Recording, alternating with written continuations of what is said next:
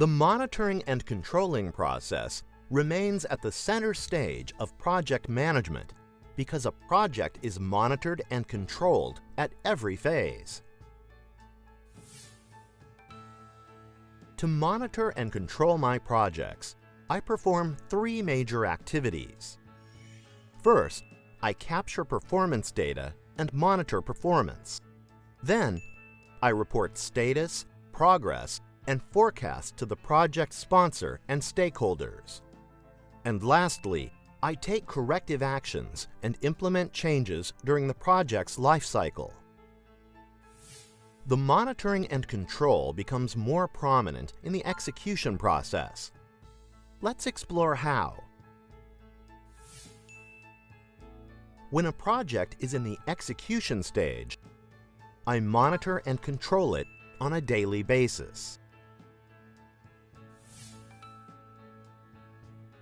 I check whether the project is still performing according to the project management plan with respect to project scope, money, and schedule.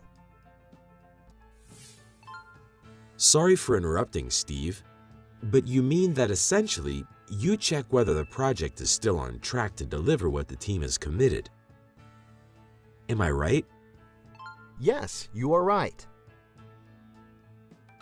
In the same way, I also capture and track the performance of partners and suppliers. Wow, this is good information. I have another question though. You said you always monitor and control. What can you possibly do to monitor and control when your project is just starting? So glad you brought this question up, Mark. Every bit of control is established right at the start. I set the plans for monitoring and control activities at the planning stage. Let me explain how I do that.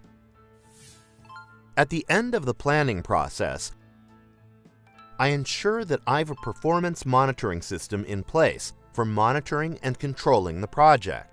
Through this performance monitoring system, I implement a regular review cadence as per the communication plan in the project management plan.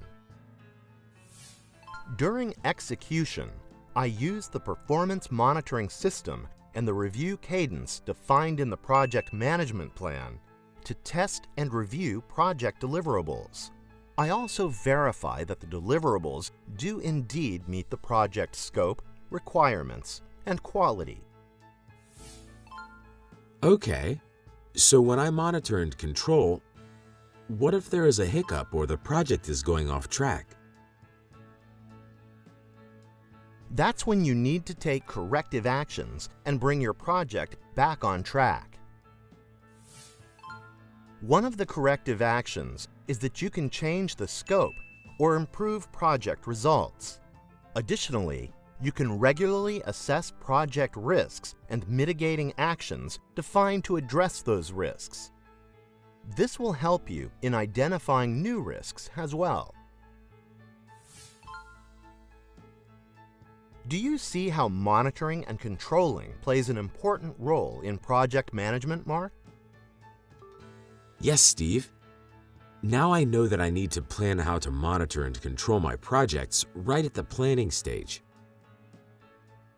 I will monitor the performance through regular reviews and take corrective actions to ensure the projects are always on track.